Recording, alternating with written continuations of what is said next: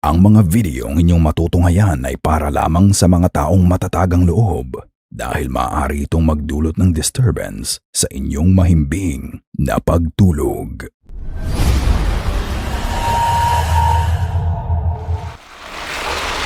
The Closet. Habang nanonood ang magkapatid na to ng TV sa kanilang kwarto, they would unexpectedly experience their first paranormal encounter.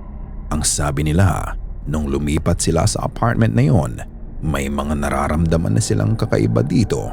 Ngunit ito ang unang beses na may na-capture sila sa camera. Let's see that she still has her account. You missed it. Go on back. Sing the song.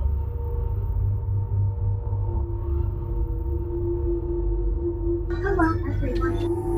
Oh, hey.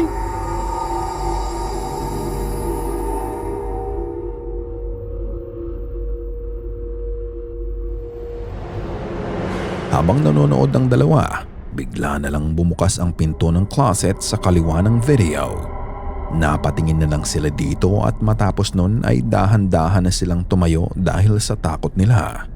Sa una ay kalmado pa ang dalawa ngunit nang mabuksan nila ang pinto, dito na sila nagmadaling lumabas. Coincidentally, nang biglang bumukas ang pinto, bigla din sinabi ng pinapanood nila na, "Hello everyone." Hello, everyone. Na parang napaka-perfect ng timing nito as if the ghost that opened the door was greeting them. Ayon sa nanay nila, ang closet sa kwarto ng mga anak niya ay hindi nila mabuksan-buksan and it was shut in from the inside. Kaya gano'n na lang din ang kaba ng magkapatid nang bigla itong bumukas ng mag-isa. That closet door has been stuck on the inside of the closet for literally almost a whole year. Our lease was a year. That door was pushed in the entire time. I couldn't open it. My husband couldn't open it. They couldn't open it. So that's really what spooked the hell out of them because it opened for the very first time ever. Although nakakatuwa ang reaksyon ng dalawa, pero you can see a genuine fear sa mga mukha nila nang makita nila ang pagbukas ng closet. But what do you think? May multo nga ba talagang nagpaparamdam sa kanila nung gabi na yon? Ikaw na ang magpasya. Car or Ghost? Si Big Dre ay isang podcaster na mahilig sa motorbike. One time during his live stream, nasa isang bahay siya kung saan nagtitingin siya ng mga lumang parte ng bike na pwede niyang gawin. Ngunit nang sandali niyang maitutok ang camera niya sa daan, may napansin ng mga kaibigan niya na talaga namang ikinagulat nila. That's an old motor right there.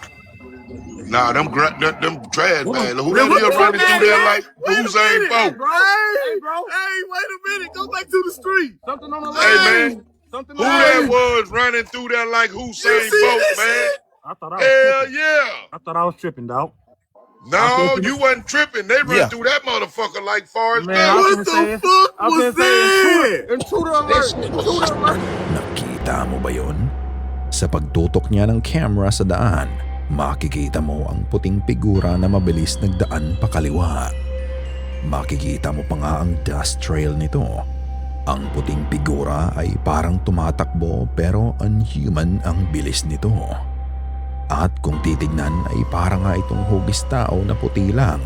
Kahit ang mga kasama niya sa live stream ay hindi makapaniwala sa nakita nila. Lahat sila na hype dahil nga sa pagdaan ng ghostly figure na to. Ang sabi naman ng iba sa comment section ay itim na kotse ang nagdaan.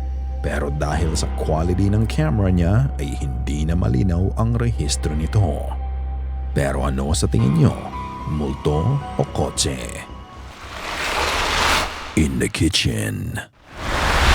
Ang videong mapapanood nyo ay shinare ni Taisha sa kanyang account. Ayon sa kanya, nasa kusina siya kasama ang kanyang baby daughter.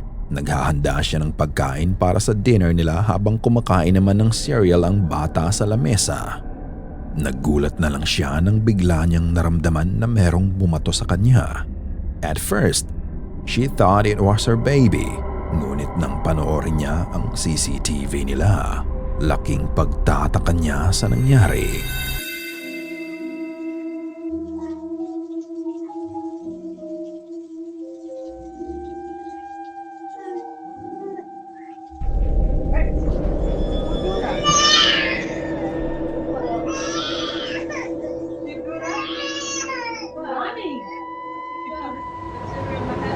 As you can see, nakaharap si Taisha sa sink at ang anak naman niya ay nasa lamesa lang. Nang hawakan ng baby ang lagayan ng pagkain, makikita mo na bigla na lang lumipad ang isang peraso ng cereal sa kanya. Makikita mo pa ang trail nito at ito ay tumama sa tenga niya. Nakakapagtaka na bigla na lang itong lumipad papunta sa kanya kahit wala namang ginagawa ang baby noon para mangyari ito. Bukod doon, nang mai-zoom out ang video, makikita mo din ang upuan sa ilalim ng baby na gumalaw ng mag-isa. Noong una, tinanong pa niya ang bata kung bakit siya binato nito. Pero doon siya nagkamali dahil hindi anak niya ang may gawa nun, kung hindi isang bagay na hindi nila nakikita. Parang nagalit pa nga ang baby niya nang pagbintangan niya ito na bumato sa kanya. Pero ano sa tingin niyo ang nangyari? Meron nga kayang multo silang kasama ng mga oras na yon o may iba pang paliwanag sa nangyari? Mga ka-Goosebumps, maikling commercial muna tayo. Sana ay masuportahan niyo ang isa kong channel na Amang Ilaw Tales Tagalog Horror Stories. Ito ay puno ng mga nakakatakot na kwento na sigurado akong kagigiliwan din ninyo. Huwag kalimutang mag-subscribe at mag-like. At kung nais mong ibahagi ang iyong kwento dito, maaari mong i-email ito sa goosebumpstopstories@gmail.com. O paano, kita-kita tayo sa kabilang channel at tiyak nakikilabutan ka din sa mga kwento dito. Tuloy-tuloy ang takutan. Demon Possessed. To see an actual demon possession ay isa na ata sa mga pinaka-nakakatakot na bagay na pwede mong makita. Sa video na ito ni Sandy, isang debotong Katoliko, during the adoration, isang lalaki malapit sa altar ang bigla na lang kumilos ng kakaiba at tila din nag-iba ang tunog ng boses nito. Hindi makapaniwala sa nasasaksihan niya. Lumabas si Sandy sandali para tumawag ng pulis at pare. Noong una nga daw ay hindi pa siya pinaniniwalaan ng mga ito. Ngunit nang ipakita niya ang footage na nakuna niya, dito na sineryoso ng pare ang claim niya.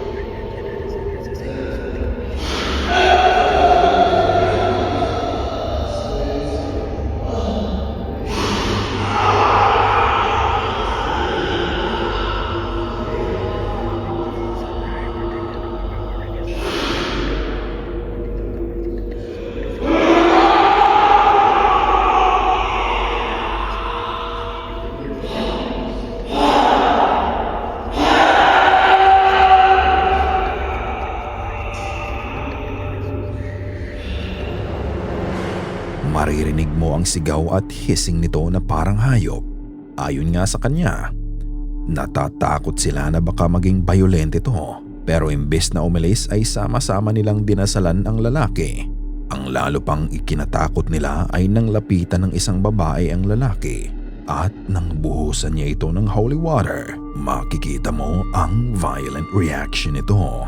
Sa kilos nga ng lalaki ay parang nilalabanan nito ang kung anong masamang espiritu na umatake sa katawan niya. Maya-maya pa ay dumating na din ang police officer na nakausap niya para siguraduhin na wala itong gagawing masama sa ibang deboto na nasa simbahan.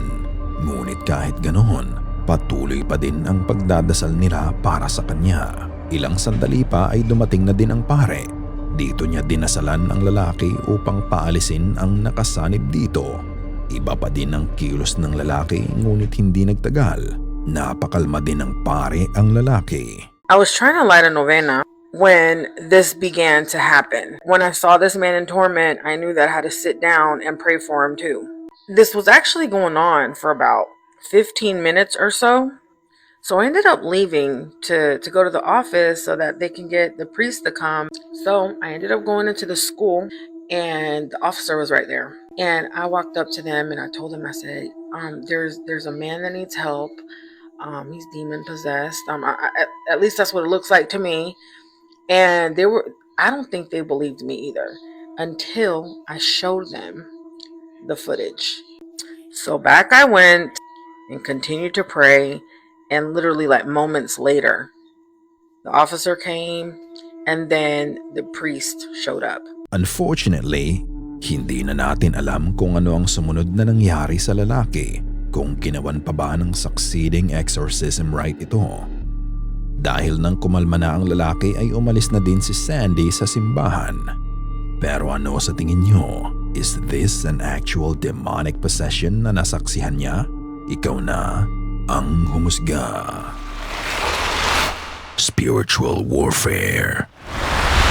Sa account na ito ni Acoustic Truth Ministry, kung saan halos lahat ng mga videos niya ay patungkol sa worship at salita ng Diyos. Isang video niya ang naiiba sa lahat. Ang sabi niya, ang litratong nakuna niya ay nangyari during the time na he was in his lowest and he was having a spiritual warfare. Nang kunan niya ng litrato ang anak niya, ito ang nakita niya.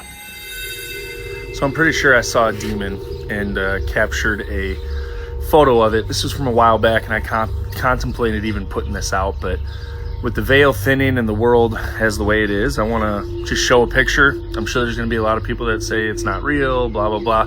But I figured I would just put it out there and want to know what your thoughts are on it. So here's the picture. It's just my daughter playing. I took a picture of her, and I noticed something strange in the background on the reflection. Now I know my windows are dirty.